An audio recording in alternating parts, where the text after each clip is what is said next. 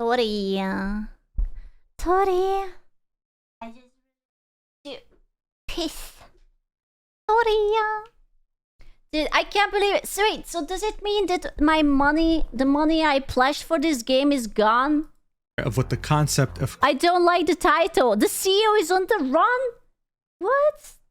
God damn it. I'm never pledging for Kickstarters ever again. Bullshit. crowdfunding is. It involves someone coming up with an interesting idea, and in order to make that idea come to life, they ask people who are interested in it to fund it. For me personally, one of the first websites that come to mind when I think Dude, there's like 2 things I ever did a Kickstarter pledge, and this was one of them. So embarrassing. of crowdfunding is Kickstarter. One could actually say that it was one of its early pioneers. And while it did create a lot of success stories, on the other side of that same coin, it also created a lot of horror stories. There are so many examples of disastrous Kickstarter campaigns, ones that were fully funded by the community, sometimes exceeding the goal, and yet they still managed to either... Dude, maybe we should start a Kickstarter. Sorry.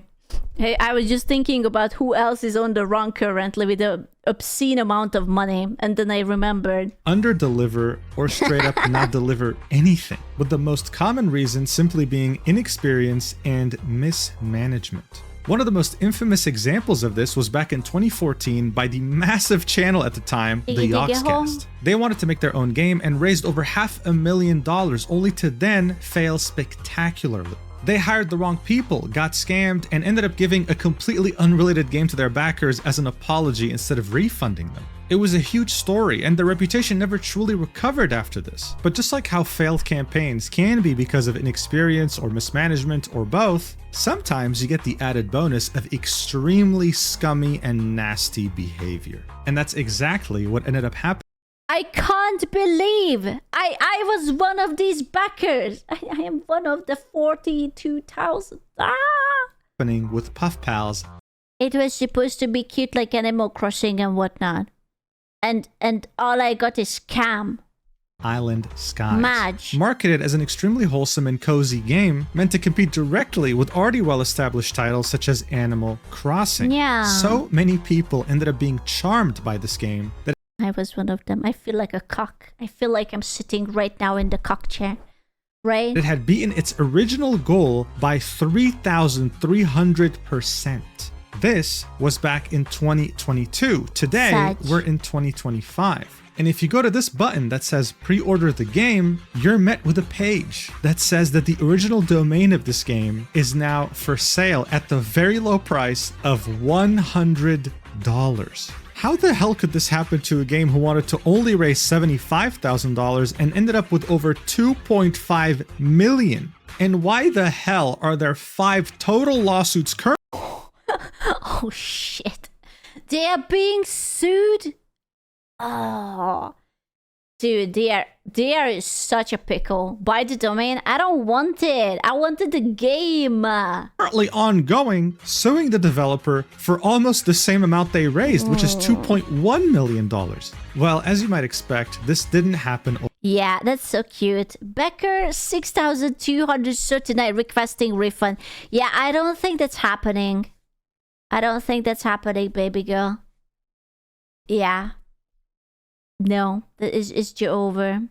Overnight. This is a multi-year disaster that involved scamming over 42,000 backers, but also anyone they pretty much hired for this project while currently dodging multiple lawsuits. If you've seen catastrophic crowdfunding campaigns before, then trust me, this is on another level. This topic was suggested to me by a viewer in my Discord, and seeing that only a few people have discussed this, I figured that we had. Listen, one day I will say something very, very fucking dumb, and I will get cancelled, and I will DM Mujin to make a video about me. And it will be a collaborative effort. To talk about it. Hello? So, let's do this. Alright, so here's the deal. The game, Puffpals Island Skies, didn't just come out of nowhere. The company behind it is Fluffy. Would you react to it after? After getting cancelled? Yeah, just reacting to my own cancellation video. Yeah, sure. Why not? Nest, and they were an extremely successful plushie company. How much did I invest? Oh, I don't think it was too much. I think I just bought like the game so that like, you know, when it's out, I would be able to play it. And that's it. I don't remember. It was like 20, 30, 40 bucks. I don't remember. Yeah, it wasn't too bad. And it was like years and years and years ago. Was actually founded back in 2020 and had very humble beginnings on Kickstarter, managing to raise over $170,000 as the community. Yeah, they made actually so many plushies. I really like the frog one. It's so dumb. I want to punch it. He was very captivated by its very adorable plushies. What really put them on the map, other than their very cute plushie designs, was how quickly and effectively they were able to grow their social media accounts, accruing hundreds of thousands of followers. The person behind these very cute plushie designs was none other than Lily, and she ran Fluff Nest with the co-founder, David. Marry me, okay. Oh my god, the frog got married to the mushroom. It's so romantic. And I mean, look, it didn't take long. It could After be blowing us. up on social media so quickly, Dude, that's a Vienna plushie. Hello? DMC their asses off. their reputation also took off. Within the plushie enthusiast community, they were known as having high quality, soft, and durable plushies. And while they found big success within this community, David and Lily saw further opportunity in a domain heavily lacking competition: cozy games. I mean, look, just as an example, there's this one Facebook group with over 600,000 members by the name of Cozy Gamers. These people are all Cozy games get such a bad reputation because there are these vegetable IQ girls playing it sometimes. I swear it's not that bad. I swear it's not all of us like that. There are cozy games that even the boys like. I promise it's not that bad. Don't judge. Don't judge. always on the lookout for something that's cozy. And they are not I shy promise. spenders. You give them something that Yeah, dude, Stardew... Okay, first of all, I don't think Stardew Valley is a cozy game. If anything, that bitch is stressing me out all the time. The fact that I have to run back home before like 2 a.m. Most stressful shit ever. I fucking hate that. I don't think it's a cozy game. I have died so many times and got angry because I lost the shit on me, or like I got robbed by the homeless guy. Meet the deadline. That's not cozy. Satisfactory is cozy? No, that's autism simulator. they want, and they'll gladly give you all the money you're asking for. As an example, Stardew Valley is a game that perfectly fits their criteria, and by December 2024, No. the game had sold over 41 million copies. That's at least $25. Actually. A number that can easily make multi-billion-dollar companies jealous. On the other hand, one of its few competitors is Animal At Crossing least. on Nintendo consoles. And if we talk about the Nintendo Switch specifically with its first-party game roster, Animal Crossing New Horizons was the second best-selling game at 47 million copies, with Oh shit. Damn, that's a lot of Animal Crossings. Holy shit. I didn't know. Maybe you guys are dirty, dirty Animal Crossing lovers. It's the cat is out of the bag. I'm sorry. Now I know that you're a cozy gamer. Yeah. I am. We would never. I see you. I see you. You have been caught. only Mario Kart 8 Deluxe selling more. And for whatever reason, it was also breaking physical copy records, specifically in Japan, selling over 8 million units. It was undeniable at this point. This market wanted more cozy games, and they were willing to spend a lot for them. And so, as people online were never running out of good things to say about Fluff Nest, like this user saying they're very high quality, honestly better than most smaller plush companies, I definitely recommend them, Fluff Nest decided to tap into that reputation in order to take the unorthodox route of developing their own cozy game. I don't understand why would anyone try to develop a game just to make money. Everyone knows that games are not making money. Game set within the universe of its own. Unless you're a fucking genius. Like something low effort, like something like, you know how like Doki Doki Literature Club like came out and it's like a visual novel, so like the price of it was probably contained.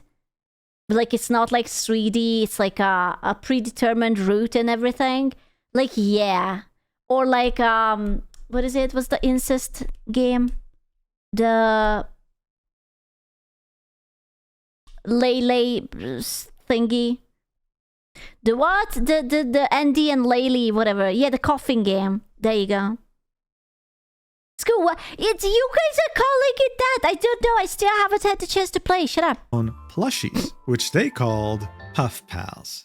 They would reveal the trailer of this game to the world for the first time during the Wholesome Direct showcase. This is an indie game show. Doki Doki was free?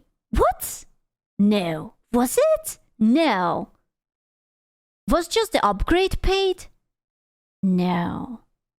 Showcase focused on cozy games that's part of the Summer Game Fest. Really? The game's name was going to be Puffpals Island Skies. And to say that people were excited about something that seemed to be maybe the first worthy competitor to Animal Crossing was an understatement. That could have been me. Oh my god, the carrot has a face. I'm so angry about this again. Fluffnest would use its already well-established presence on social media to advertise the game, and since it was directly related to— How embarrassing. I even drew pictures for Doki Doki and I didn't know that the base game was free. I'm going to go and sink into my chair right now. To its plushie universe, it didn't feel out of place. It felt just right, and it made people who were already interested in their plushies check out the game. Yeah, I'm sorry. My content was paid because the hair flip. It was just too good. Game 2. What would then follow is such an extremely well-executed Kickstarter campaign that you'd think you were dealing with someone who has a PhD in marketing. In reality, though, you were dealing with the Wolf of Wall Street. Around April 7th, 2022, Puffpals Island Skies would officially launch its crowdfunding campaign on Kickstarter with the goal of $75,000. It didn't take long for it, though, to completely eclipse that initial goal, and within just a couple of— How the fuck did they put a 75,000 goal and ended up with 2.5 million? weeks, it would top over $1 million in funding. And I mean, if you look at this timeline here, by April 30th, 2022, they had reached $1.3 million. However, what's ridiculously impressive here is that within a week, on May 7th, they had doubled that amount, raising over $2.5 million and calling this campaign an astounding success. This is when Lily would make a personal post thanking everyone for making her dream come true. But hold on a second, And then she packed up and she went to like fucking Timbuktu, and then she settled down, bought herself a mansion and forgot about the game. Very sad. Take a step back here. Social media presence for a plushie company can definitely help with a game like this. That's but crazy. To beat your initial funding goal by 3,000— If I got 1 million funding, I would pocket at least 500k.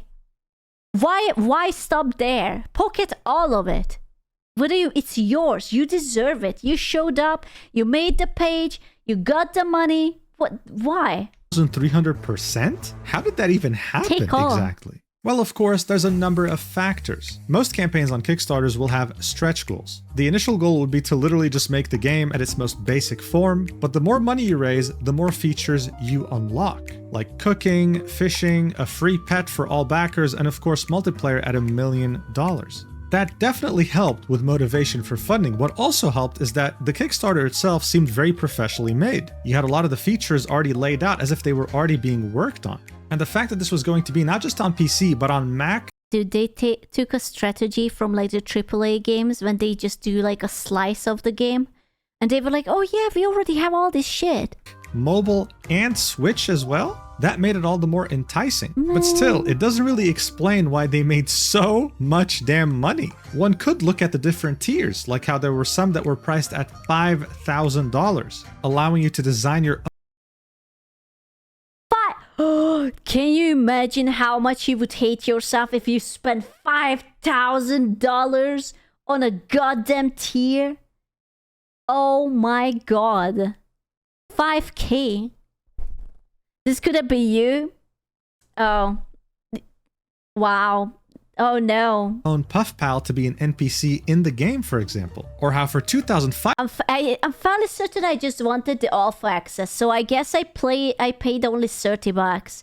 I didn't really give too much of the whatevers because I was like, oh, they will make it available when it will be available. I was just like, I want to support it, I want to play the game, boom. $500 each, you could design either an outfit or a pet. Those definitely helped, seeing that every one of those tiers completely sold out. But still, there was one missing piece of the puzzle here that really helped them raise so much money in such a short period of time. I should become a scam game generator. Skill bongo taps, skill bongo taps, skill bongo taps, skill Hey, bongo Gemma. taps, skill bongo taps, skill bongo taps. They help but 5 times, but 5 is 25k. I know. Lads, I'm making a visual novel. I really need you guys to pledge 10,000 per everyone, okay? And then I will mysteriously disappear to the Bahamas. And the answer to that, of course, is plushies. Yeah. When I told you about Fluff Nest, I wasn't fully honest when it came I really, really like that frog boy. His name is Egg the Toad. Let me just see. Egg the Toad. I really like him.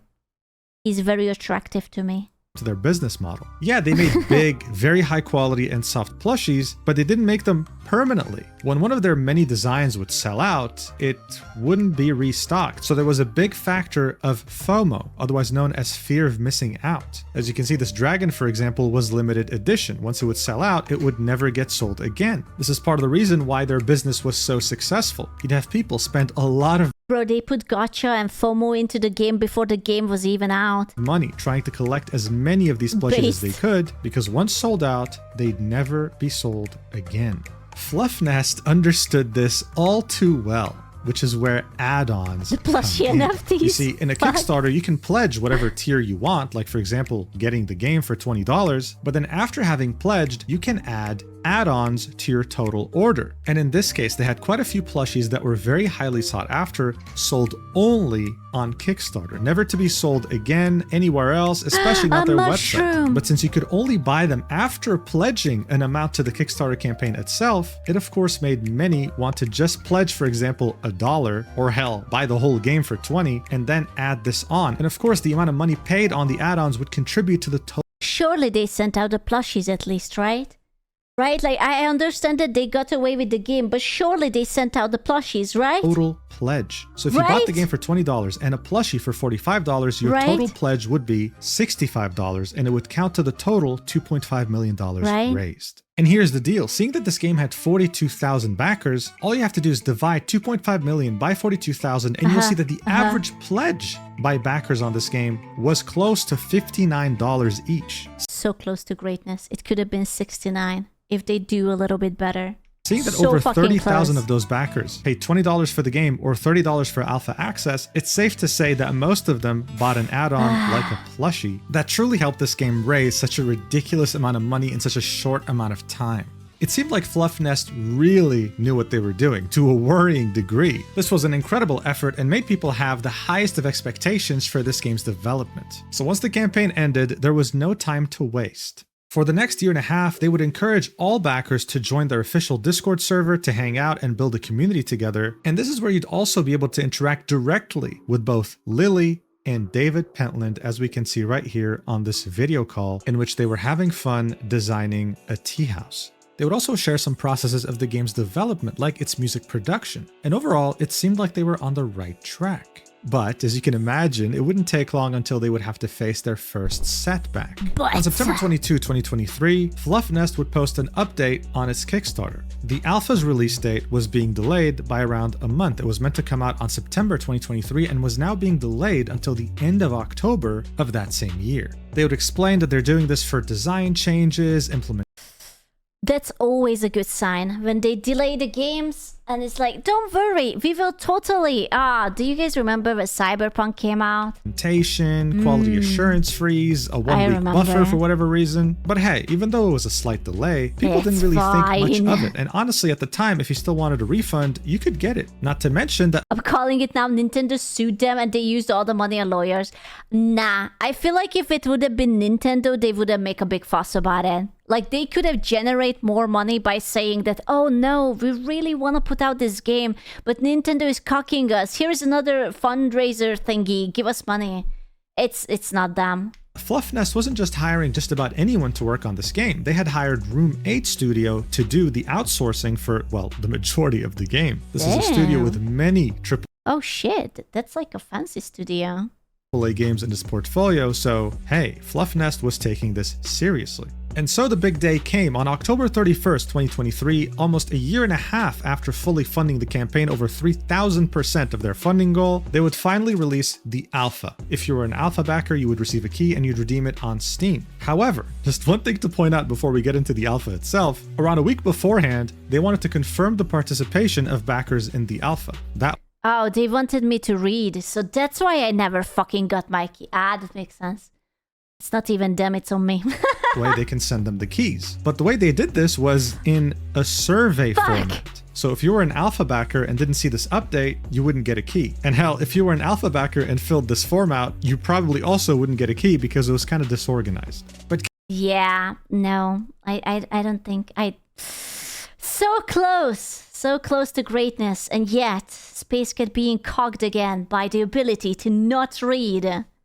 Guys, don't worry, after a couple weeks of this alpha, Fluffnest had collected its feedback and things were going smoothly. People were kind of okay with the controls, hated the camera, had a lot of feedback to give, and Fluffnest was listening. They were already ready to work on Alpha 2. Let's go! Yeah, sure, there's a few backers in the comments saying, I've never received my alpha key, but whatever. They'll get it for Alpha 2, okay? Don't worry. During the first alpha, within the first and second week, they had released the Alpha 1.1 patch and the Alpha 1.2 patch. This was normal, and when the testing period had ended and they had collected their feedback, backers were expecting the next big patch to be, well, Alpha 2. But a few Dun dun dun, that's where you're wrong, kiddo. There is no patch for you, that was it. Now thank you for the 2.5 mil. We are going on a vacation. few months had passed by, and on February 21st, 2024, they had released Alpha 1.3 with max support. There were a lot of enhancements, updates, patches, bug fixes. I mean, yeah, sure, they were taking their time and being a bit slower, but hey, at least they were doing something, right?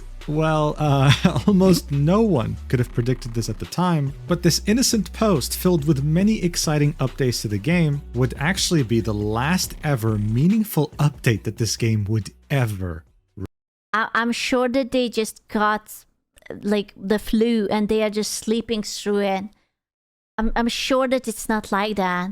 They wouldn't just leave us, right? They wouldn't just come onto the internet and lie to us and take our money and disappear, right? It was a year ago. It was a year ago?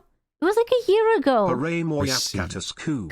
Someone deleted the source code and they went, no, they wouldn't do that, right? So up until this point, this game was great at keeping its community updated both on Discord and its Kickstarter page, not going more than 1 or 2 months without an update. But all of a sudden, since February of 2024, they had not posted anything and the silence was deafening. People were thinking, guys. I think the Yakuza got them. They went to Japan for a trip and they got kidnapped by the mafia, and now they are like, I'm sorry, you have to work on Uma Musume now. And that's why Uma Musume is very popular, because they kidnapped these people and they merged them into the horse business. Yeah. And now they are just horsing. There's no more capybaras, no Animal Crossing, only horses. Where's the game at? What's going on? And so it wasn't until August. Or they spend the money on hookers and cocaine.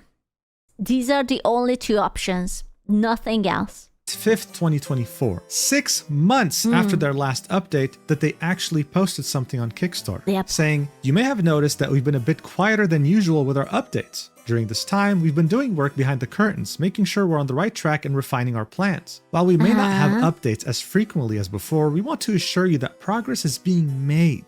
Although some details are still being finalized, we're excited about the direction we're headed and we're committed to sharing important milestones with you. This is corpo speak.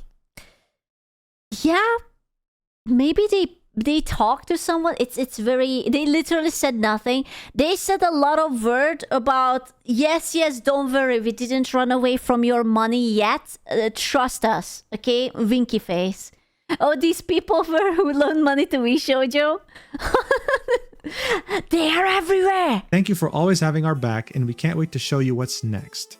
I actually wish to gain the ability to say so many words with nothing behind it. That would be amazing. A cute little pleading face emoji. Aww. They would then go ahead Aw. and showcase some things they've been working on, like the fishing minigames, the Puffpals themselves in the game, how they're gonna look. But as you can see, for the majority of this post, it was mostly just concept art. They only showed off one biome and some little aspect of the UI, but then the other half of this post was the community corner where they talk about stuff happening in the Discord server. It was a very lackluster update for having waited 6 months. Some backers said things like, "Finally, I've been waiting for an update for ages. Thank you for the update and hopefully it'll be more frequent." It was definitely weird that they all of a sudden took 6 months. I'm telling you, it's the cocaine and the hookers. They became all addicted and then they forgot how to actually develop the game. And now they are just like, no, it's okay. I will write the post. I just really need Jessica right there. And I just like need her to take off her bra because I'm not gonna snort it. And they're just like, Off like that, Yep. only to come back with such lackluster updates. But That's hey, people it. were still hopeful and optimistic. I mean, after all, this game raised so much money and was backed by a successful plushie company. But much to their disappointment, the silence would begin again, and they would only receive another update, yet another. damn, it was like half a year later. They clogged in during summer and then they clogged in during December. 4 months later on Damn. December 12th, 2024. And this time, it wasn't an update like the last one. It was a statement written by the CEO and co-founder David Pantlement, where he would say, "Hey everyone, we know you've been eager to hear more about Island Skies, and we appreciate your patience as we've been navigating important internal changes. Yeah, we are busy because our developers kept running away with the money. So now we've decided to shackle them to the table. First, the game is still coming. This has set us back, but we expect to be able to maintain our original timeline within a few months. Below, I'll outline a bit of why we've had to stay so quiet and when we can expect things to improve. Following issues at the start of this year, it became clear that we needed to change how our team works. Part of this process was adjusting our contracts with the people working on the game to empower them beyond I'm telling you, the developers were trying to run and they actually had to chain them to the fucking table. what their current contract supports. In the previous form of the contract, roles and deliverables were too specifically outlined, exposing team members to legal risk if they go outside or beyond their mandate, which for obvious reasons can introduce inefficiencies. All parties were entirely supportive of this change from the start, and there has been no conflict over the terms of the agreement. However, changes like this often involve legal hoops to jump through and boxes to check. This process is taking much longer than initially anticipated, and our current contract limits our ability to share anything until things are final. Whether it's content produced for the game, details about the reorganization process, or updates to the alpha build. Watching the frustration of the community without being able to communicate what's been happening has been the most difficult part of making Island Skies. I'm starting to realize that all corpus speech sounds the same.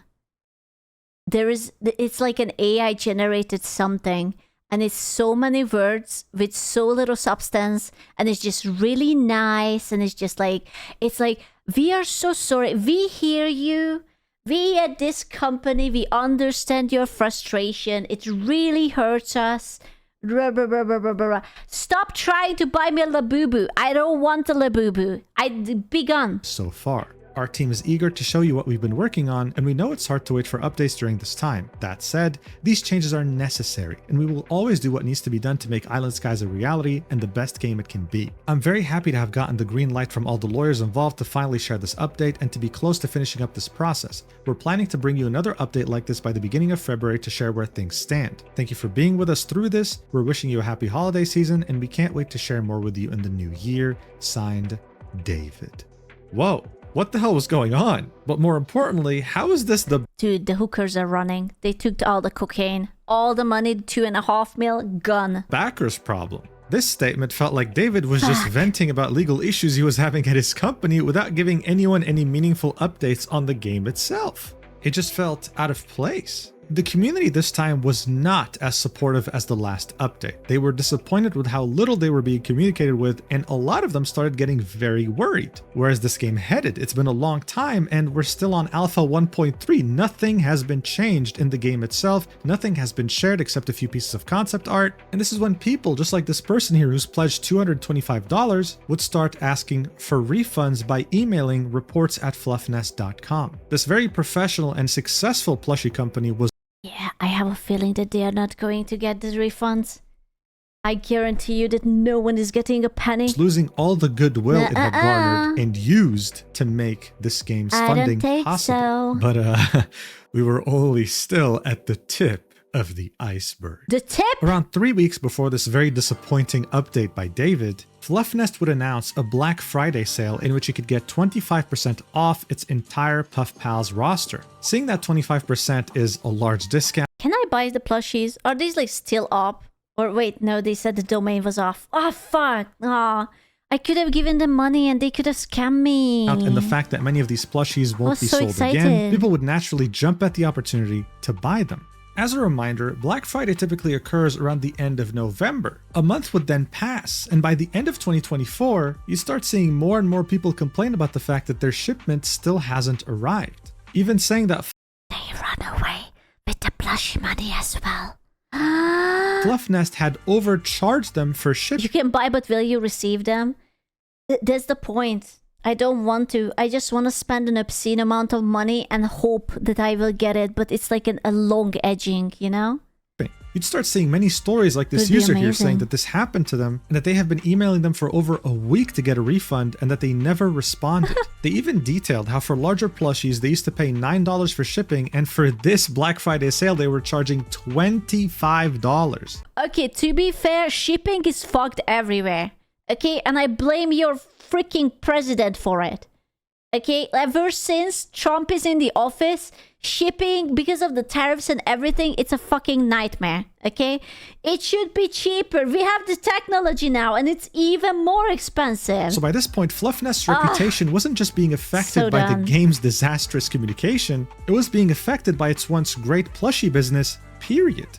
And just as people were starting to understand that Fluffnest seemed like they were slowly falling apart, a user had found that the trademarks for Island Skies and Puffpals had been inactive for over a year. But this was far from being the only thing that people had discovered by that point, because they would discover another bombshell. The fact that Puffpals Island Skies was outsourcing the entire game to Room 8 Studio. Why is that a problem? Well, because it was never communicated, and Puffpals made itself out to be something made in-house by showing us this very cute little drawing of their team. Anything. Does it matter? Does it matter which direction you're getting scammed? Like, if you don't get the game from any direction, does it matter which company scams From you? a programmer to game designer to a 3D modeler to an animator to a concept artist, while even listing some additional people they were receiving help from, most likely contractors, in different domains. This post was made in January 13, 2025. This was the first time some people were realizing that most of this game was outsourced. The fact that Studio 8 was literally the creator of Alpha 1.1, 1.2, and 1.3 was still news to the majority of this community. So much for transparency and communication, right? So as people were... I'm telling you, the original devs are just yorking off in the corner. They're just like, you know the gif where there's the guy and he's just like doing the shimmy shimmy on the money? That's what they are doing. Confronting the fact that they've been lied to by Puffpals Island Skies and that they were being scammed by Fluffnest and its plushies, they would finally receive another update on February 8th, 2025 on the Kickstarter. It would say, "We're here to let you know that the next alpha update, Alpha 2, is almost ready to roll out. We're finishing up some final adjustments to make sure the islands are in working order before we announce the official Alpha 2 release date. This next phase will bring new content and features to the game, and we're incredibly excited for you to play through it. We'll be sharing the Alpha 2 date and more detailed information about this update soon. We appreciate your patience as we get everything prepped and..."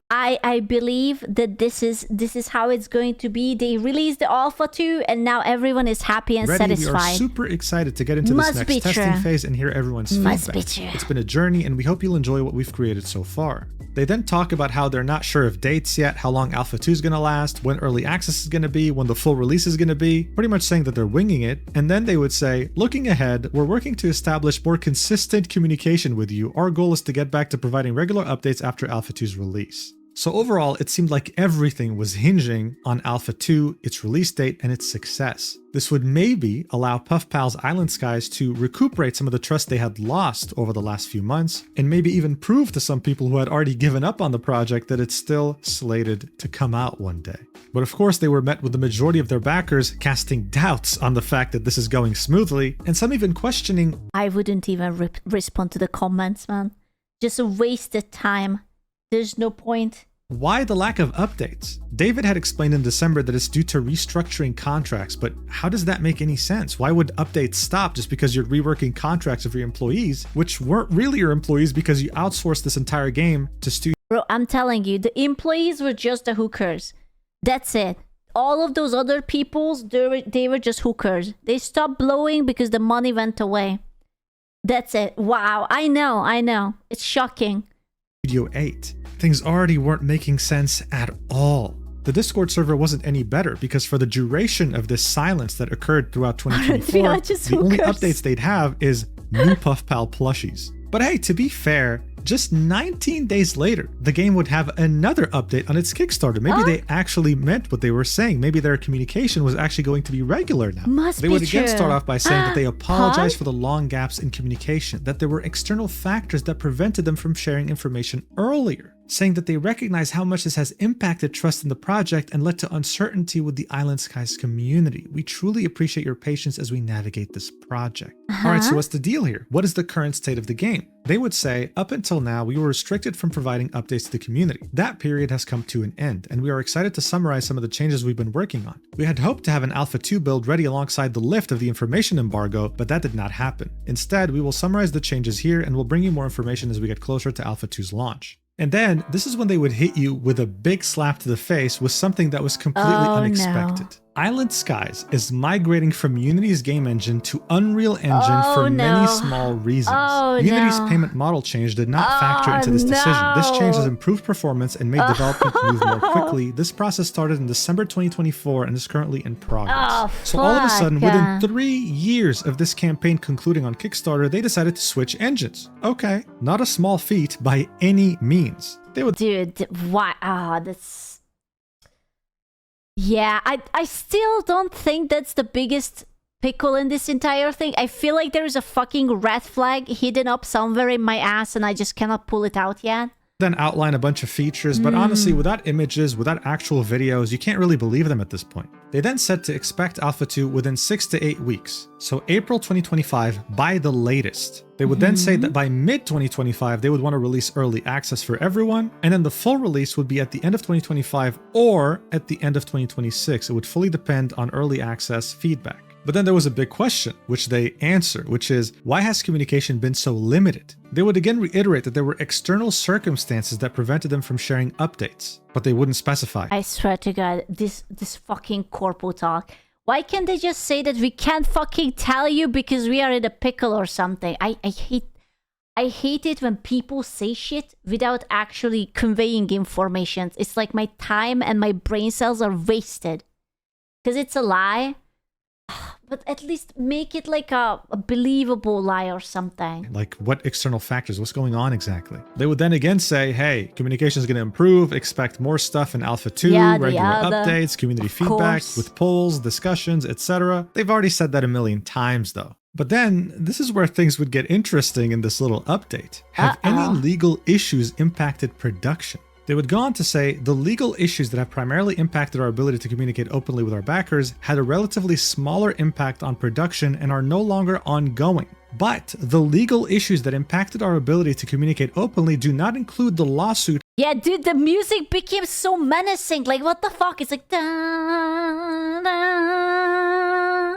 Filed against Fluffnest last year by Blade Funding, which was not related to Island Skies or its funding and did not and could not have had an impact on production. They would then specify two very important things: that there are currently no outstanding legal issues that could disrupt the game's development, that they had solved things with Blade Funding, which was impacting something more related to its plushie business, and finally, that there are no financial issues with the project, saying funding has never been a concern for the game's development. And we've been very intentional about how we manage finances to ensure that Island Skies remains secure. The way we've structured things has fully protected the game from risk or litigation up to this point, and we're confident in that approach. Okay, cool. And they would even specify that you can get a refund if you wanted to by emailing info@fluffnest.com. So look, at this point, if I was a backer, this wouldn't really make me feel that good. My feelings can be summed up with this backer's comment saying, oh boy, each time a Kickstarter does an engine change, it means it will never come out. Unreal is a freaking pain for optimization. And that's the thing. You want to release your game on multiple platforms, including mobile, you typically go with Unity. Unreal Engine has a reputation of running like shit and doing this so late into development. It was just red flag after red flag at this point. But hey, you know what? They had given us a date. For the first time in forever, the timeline for the Alpha 2 is going to be 6 to 8 weeks. Fine. What's the harm in waiting a couple more months after having waited more than 2 years to see what would happen? What's the harm, right? Mujin, why is there still so much left of this video? Mujin, you said that the game was gonna come out in this year May. Why is there so much left of the video? Well, Mujin! More than you can imagine. What the fuck? Just a few days before that update got posted, the Fluff Nest website would go down for multiple days. People would then look deeper into the lawsuit with Blade Funding and find out that the reason why they were being sued is because they weren't paying back any of the debts they took on for their business. Now, in the Kickstarter update, they said it was a banking issue, but saying that they hadn't shipped any of the orders from Black Friday 2024 yet and were overcharging. Dude, I am having so much PTSD flashback to Shoujo when we were like watching the website live in 4K getting erased, each talent just like gone until the website was entirely gone. How they didn't fucking ship anyone's merch. Oh my god. Shipping, that was getting very hard to believe. But hey, you know what? At least the game was keeping its promise of quick communication, because only a couple weeks after their last update on March 13th, 2025, they would post another update saying that Alpha 2 was right on track, detailing their process of moving everything from Unity to Unreal, and admitting that yes, in the short term, this will impact. Dude, if the plot twist is going to be that actually the main developer was Gunrun, I'm quitting VTubing and graduating tomorrow. Production. In fact, we lost about 4 months of development time to make the switch, since we had to rebuild and rework a lot of this. It's like the credit will roll and it's like directed by M. Night Shyamalan Ding Dong. It's like dun dun dun. Systems. However, since moving to Unreal Engine, development has been running either at the same pace or even twice as fast depending on the feature. And ending this by saying that they'll check in with another update like this one on April 3rd, no matter what. So you know where we're at. But yeah, of course this sounded too good to be true, because on March 23rd, 2025, a user would make this post on the Cozy Gamer subreddit saying, to anyone that has requested a refund of their backing— I'll never forget you as Koo. No! For Puffpals, I requested a refund on February 28th, which they apparently did not see. It's honestly whatever at this point, but did contribute to my patience meter, and then another one on March 5th. It came through this time, thank fucking God, and there was some back and forth regarding the email addresses, checking if everything was correct, all good. It is now March 23rd, and I have yet to receive my refund. As you can see, my patience is slowly but surely running out. They would then ask others if they've been through the same experience, then posting an update saying that they know someone that— What? Are you telling me that people, instead of giving refunds, they will just jerk you around in circles until you just kind of get bored and like annoyed, and you give up on the money so they don't have to pay it back to you? What? I have never heard anything like that in my entire life. That's crazy. Requested a refund as early as January 18th, 2025, and has still not gotten a refund. No way. More comments would corroborate this, saying that they either got ghosted or that they got a reply, gave their PayPal, and never received their refund. It seemed like Puffpal's claim of them not being in any financial trouble and being financially stable was yet another lie.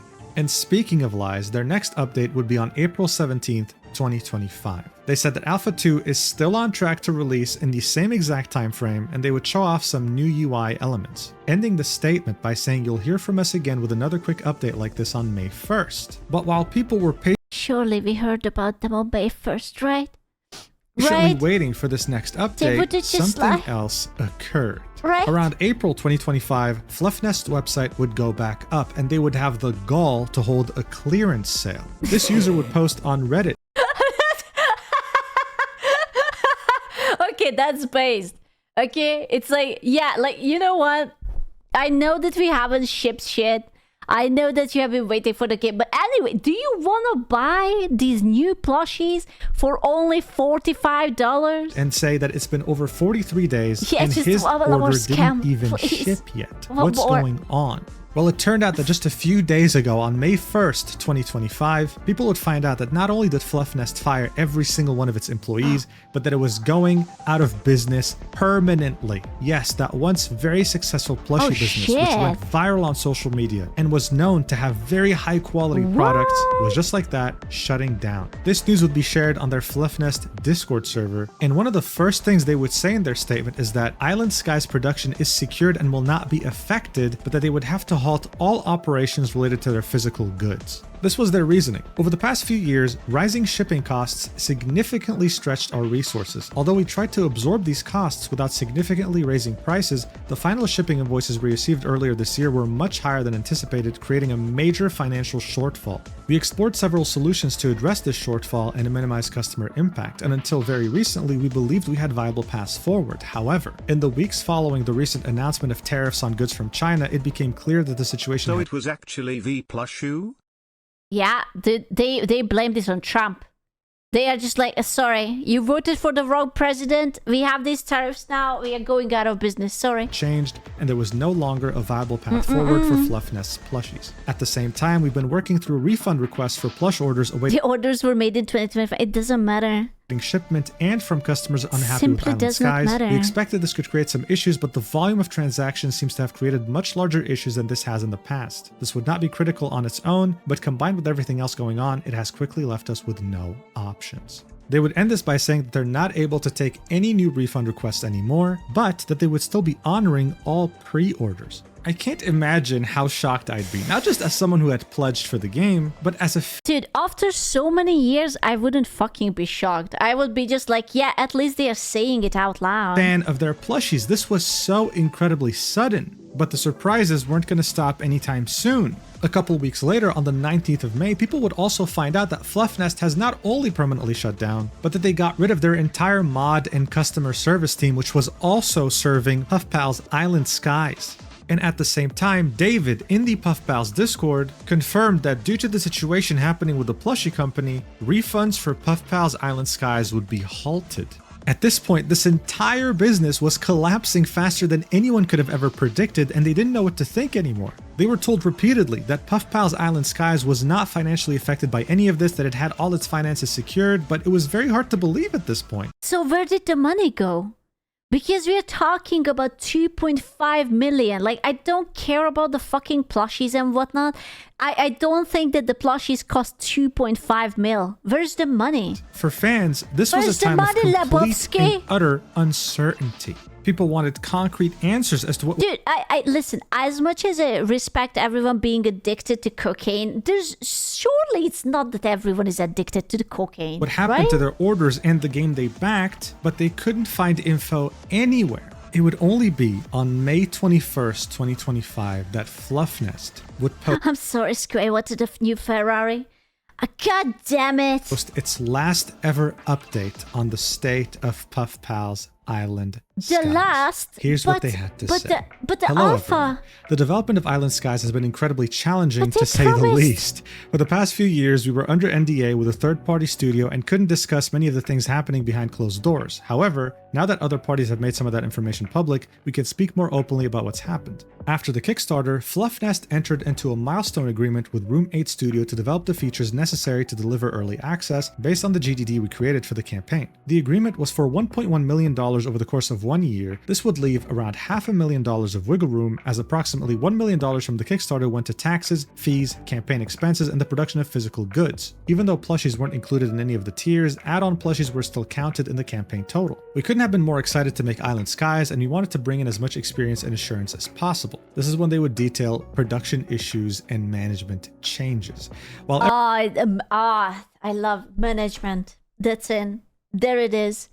So what I'm hearing is that they got like CEO salaries. They took $1 million each, and then something went wrong. everyone at Room 8 directly working on Island Skies was passionate about the project, problems with the studio's management became apparent during the first Love milestone. management. The game wasn't ready for early access or even for alpha. Because the agreement was designed to protect Fluff Nest from cost and time overruns, any revisions or changes had to go through an approval process that significantly slowed down production. Toward the end of the first milestone, Room 8 made staffing changes in upper management and proposed a switch to a time and materials contract to avoid the rigid structure that had caused delays. At that point, we had three options: continue working with Room 8, end the agreement and take on the project ourselves, or partner with a different studio. So they decided to stick with Room 8, at least through Alpha, so that they could deliver Alpha 1 in 2023 and reassess. They would then say that getting to Alpha 1 required an additional $1.5 million in production. Okay, can I just say, if the original goal of this goddamn game was 75k,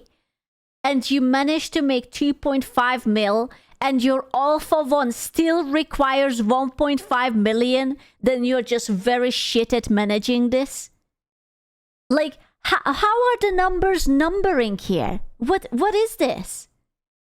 What were they thinking with the 75k if they still need this much for the Alpha? Production, mostly funded by an SBA loan we secured in early 2023 for both of our plush business and game development. So already this is a disaster. You raised $2.5 million, half goes I'm going to speed through from now on from the reading stuff. to taxes, and for whatever reason you thought it'd be a good idea What to the use fuck? $1 million for just the first year? Even a child learning basic math can see that this is a disaster. Oh my god, it's the cocaine. It must be the cocaine. They would then say, following the changes in Room 8's leadership and a ramp up to Alpha 1, we were hopeful. However, while Alpha 1 marked progress, it didn't meet our expectations. Early access was still far off, and costs were rising. We plan to use the remaining SBA loan and plush revenue to continue funding development while taking on more work ourselves to manage costs. Unfortunately, after the 2023 holiday season, the financial situation got worse for Fluffnest plushies. In early January 2024, we realized our funding plan wouldn't cover future game costs, and circumstances took the decision out of our hands. We informed Room 8 that we wouldn't be able to pay for continued services in a timely manner. We expected them to pause services following this communication, but instead they continued working and invoicing even after meetings where Fluffnest requested that they pause work to avoid accruing additional debts. So even though they are complete imbeciles when it comes to financial management, here they're alleging that Room 8 held them hostage. I didn't expect that.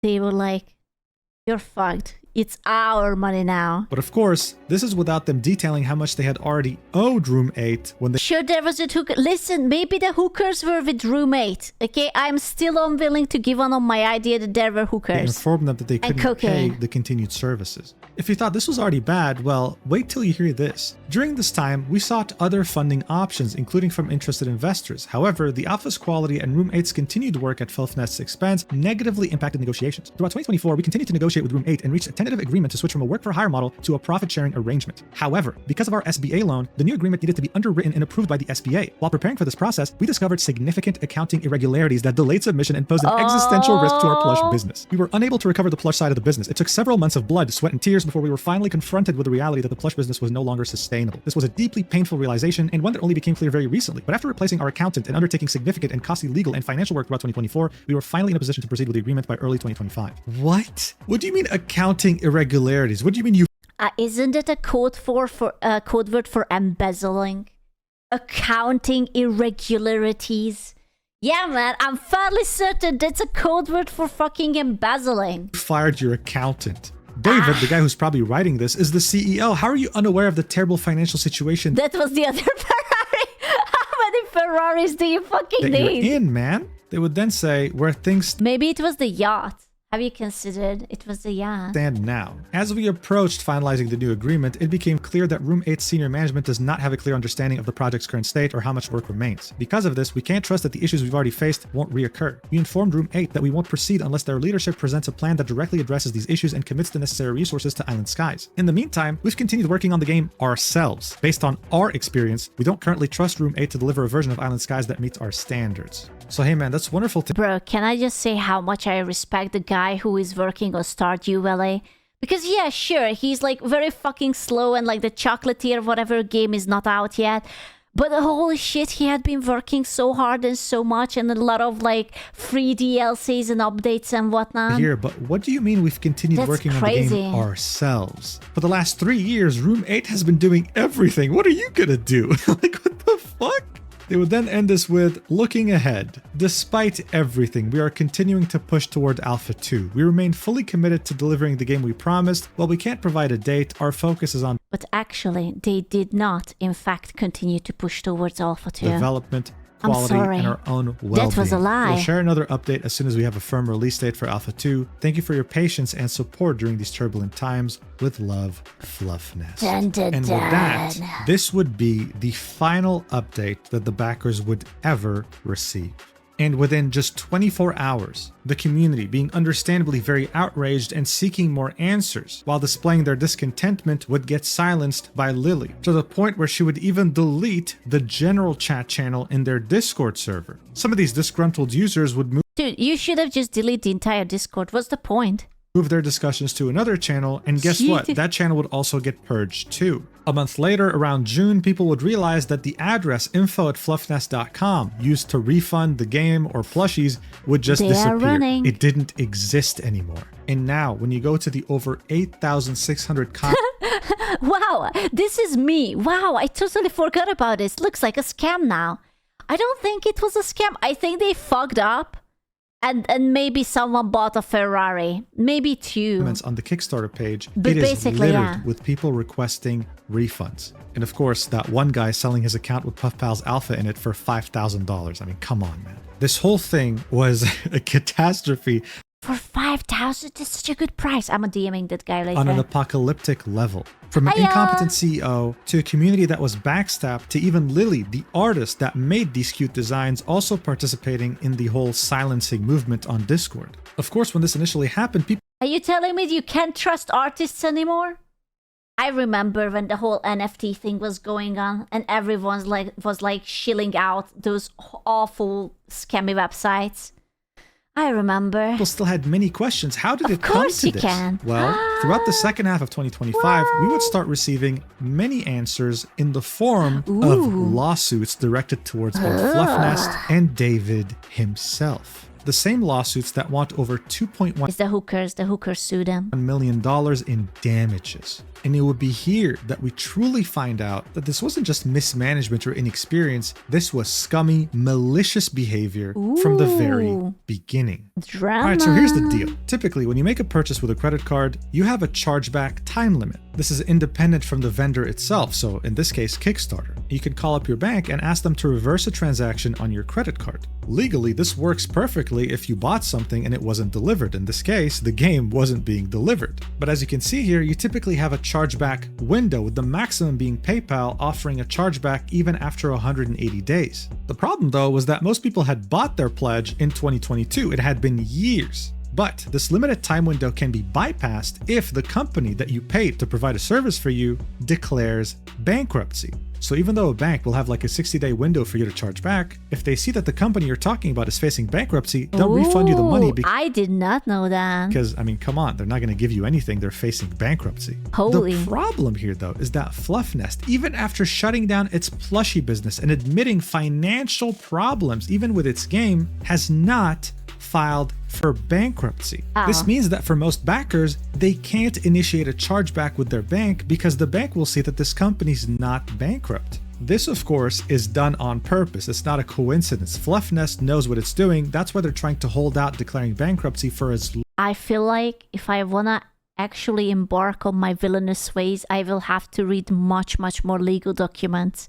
These guys are smart. They know the loopholes. They know long as everything. possible. But this is only the tip of the I don't iceberg when know it comes to enough. their scummy behavior. I need On to July learn. 3rd, 2025, David Riono, a concept artist that had worked for the game as a contractor, would make this post on the Puffpals subreddit, detailing that he had worked from 2022 to 2024 around 30 to 50 hours a week making concept art for the game. He would say that payment delays were a regular occurrence, but that he would always end up getting paid. In fact, the CEO himself, David Pentland, was in charge of paying him. He would tell us a story in 2023 where he really needed to be paid as soon as possible to pay his rent, and the CEO made sure to pay it the next day. Hey, that's pretty cool, right? Well, around a year later, on May 2024, he was told that they wouldn't need his services anymore. More specifically, they couldn't afford He got replaced by AI.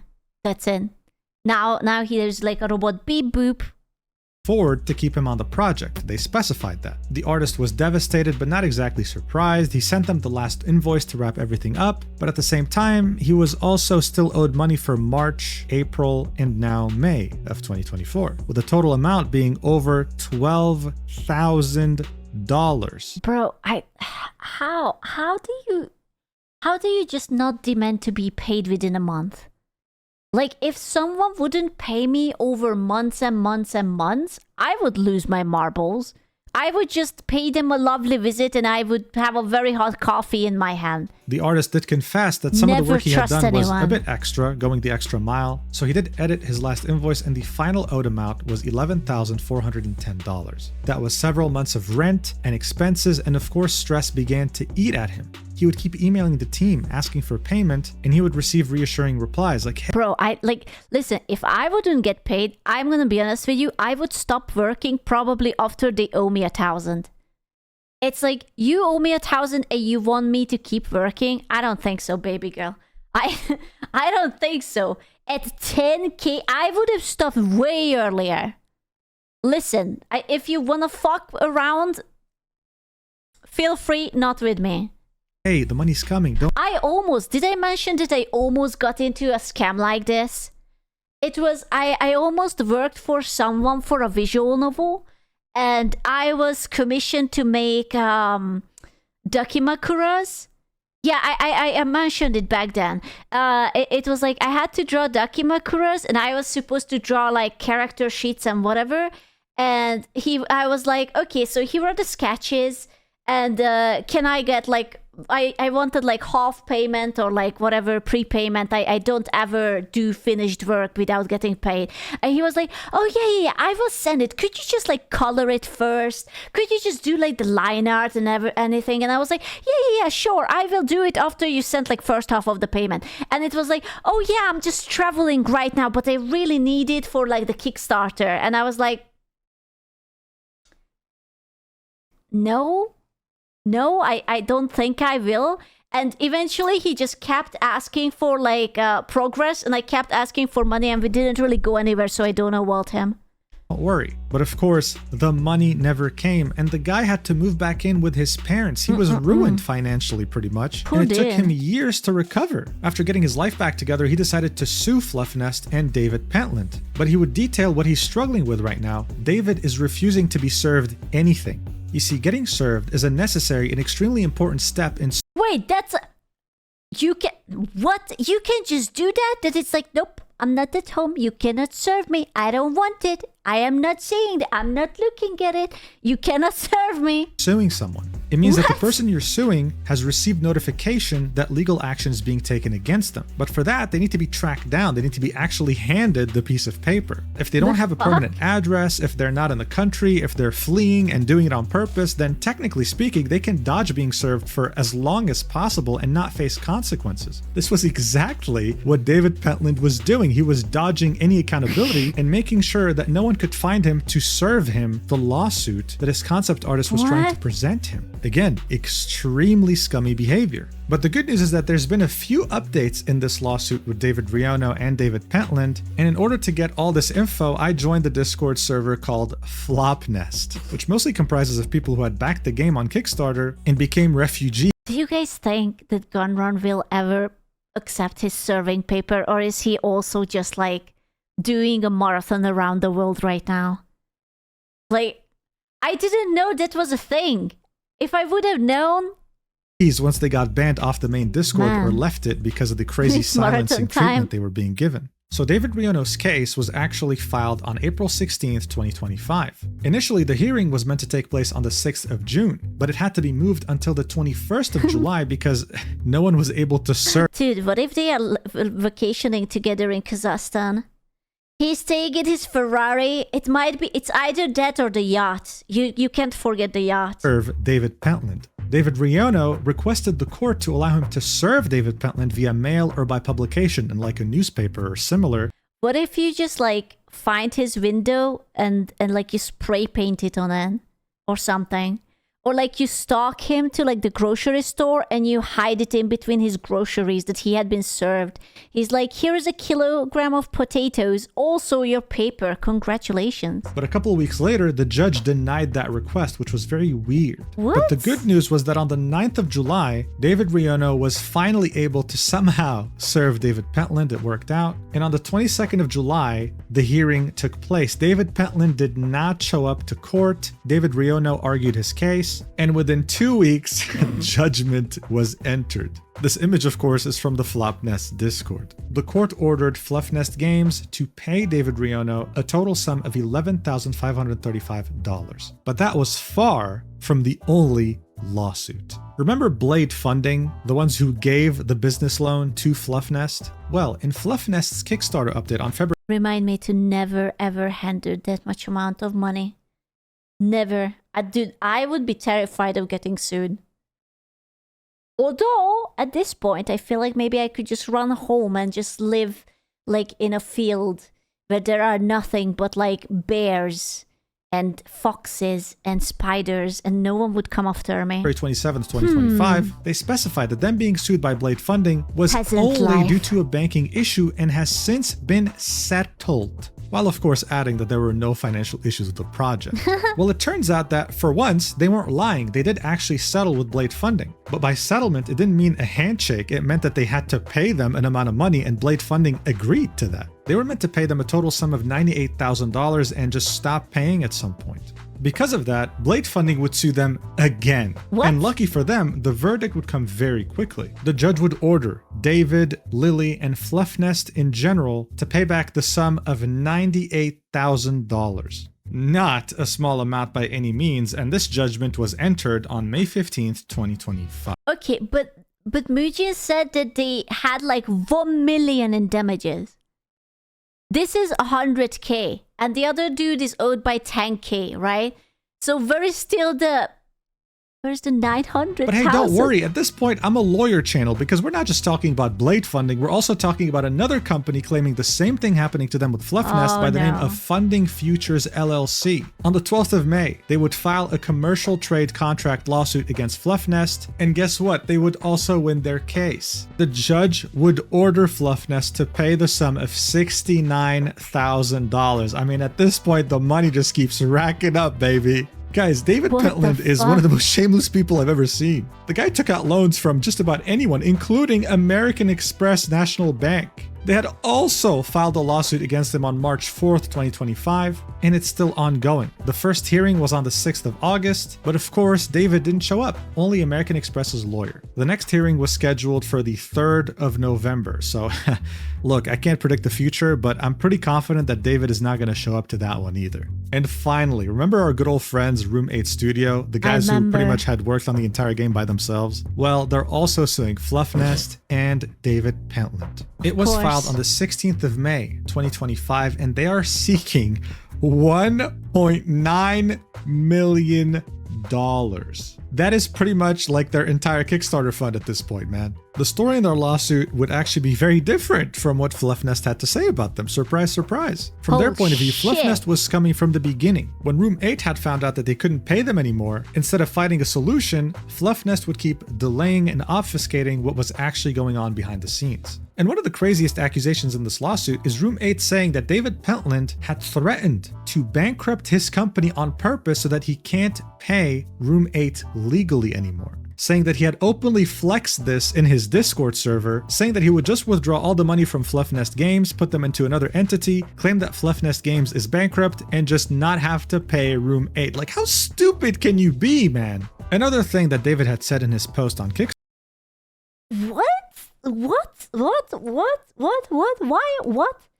Wait, so these idiots managed to make us so much money, but they owed people, plus they got sued a few times, and they couldn't keep up with the... What is this game development? Oh my god, this bunch of retards, man. Kickstarter was that Room 8 would continue working on this game without his approval, that he had tried to stop them because he couldn't pay them anymore. Well, from Room 8's point of view, he kept approving everything they were doing, never telling them to stop. This is why for Room 8, this was more about just the money. They also wanted the full rights of Fluffnest Island Skies so that they could keep working on it and release it to the public one day, which is pretty significant.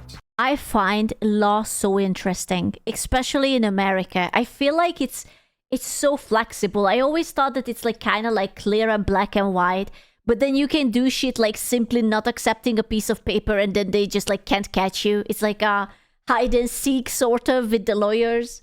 Now, just to be clear, in this initial lawsuit, they weren't suing David directly. They were only suing Fluffnest. On the 27th of May, David... Look, I'm not even talking about like itself that, oh, it cannot be black and white. But the fact that serving the paper means that someone has to hand it into your hand and someone can just decide that, no, I am not going to take it, therefore you cannot be served, is the funniest shit ever. Like, bro, if I'm giving you a piece of paper and you're trying to juke me, I'm gonna get two handsome pretty boys to hold you from left and right, and I'm going to swipe that paper in between your cheeks like it would be a credit card, okay? You're not getting away from me. You're getting fucking served. Would be served, and on the 30th of May, Room 8 would update their lawsuit. Yeah. Now, they're not only just suing Fluffnest, they're also suing David Pentland directly as an individual. Based. As you can see right here, David Pentland, an individual.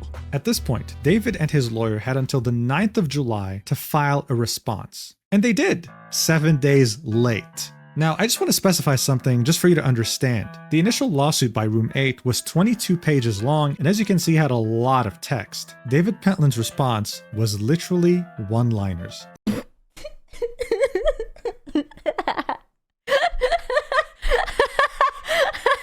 I have a feeling that maybe he didn't contact a lawyer to actually write this back, or not even ChatGPT.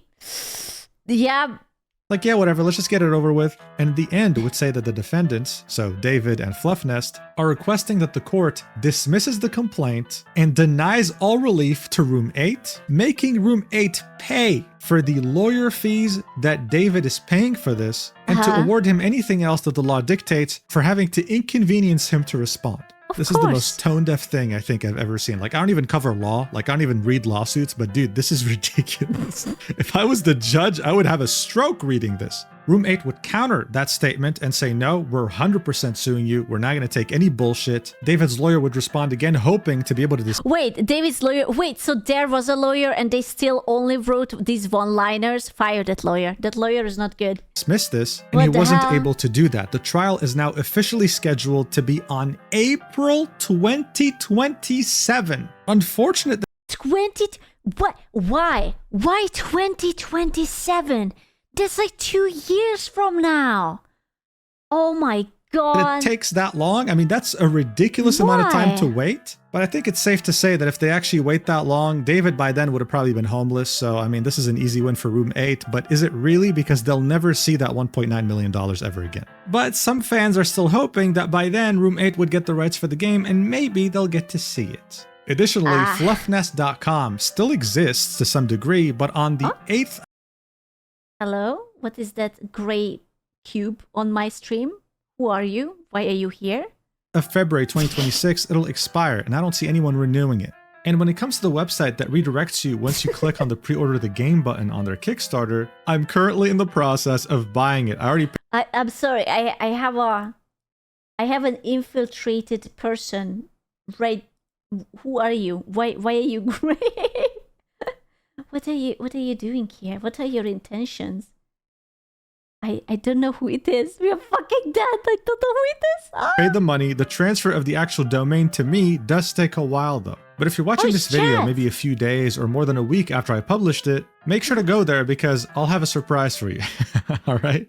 Oh man, overall, I mean, this whole thing is such a catastrophe. It's crazy how someone like David was allowed to even touch this much money. And it's unfortunate that Lily, the person behind this very wholesome art style, was also... You guys actually died! Bro, you're not allowed to die. Come back. What have you done? What am I supposed to do with you? You're dead now. You're a big gray square. That's what you are. This is depressing. You're more depressing than this video. Involved. Now, there has been some rumors without evidence that Lily had spent $18,000 of this money to buy like an adult-themed VTuber model, but I couldn't really find any evidence pertaining to that. Not that it would be hard to believe. But overall, I also find it interesting that only David is being sued by Room 8 and other companies, while Lily... I have a backup chat, don't worry. For the most part, has been able to avoid most of these lawsuits. But in the end, what I keep thinking about are the 42,000 backers and this promise of a cozy game that they've been denied. Not to mention that some people are still hoping that this promise of pre-order... Dude, this is so much money. I am so happy that I didn't buy shit. still being delivered actually happens. Look, it sucks to see anyone get scammed, but I don't know, I guess it hurts a bit more seeing that these people just wanted a wholesome game. They just wanted something cute to fawn over and play after like a long day of work or something. Instead, they just got scammed in broad daylight, and I don't even know if David's gonna actually have to face consequences. He just keeps running away. If I learned anything from America is that it's very, very rare that these people. Spooky hype to Skja hugs Hey, Skja clubbers. Kylan! Thank you so much. Thank you. I am surprised that the guy who did the Fire Festival got actually clapped. Knowing what I know about your guys' law, I'm surprised that he didn't just like, oh no, that's so sad anyways. I just hope that they get the justice that they deserve and can find a It game just takes time. even better than this absolute train wreck. Thank you so much for watching until the end. I really, really appreciate it. And if you want a grit, I can't believe that this is how I have to get to know that I am never getting this fucking game. Never. Man, fuck. It could have been so good. This is why the rule is never pre-order, never Kickstarter, never anything.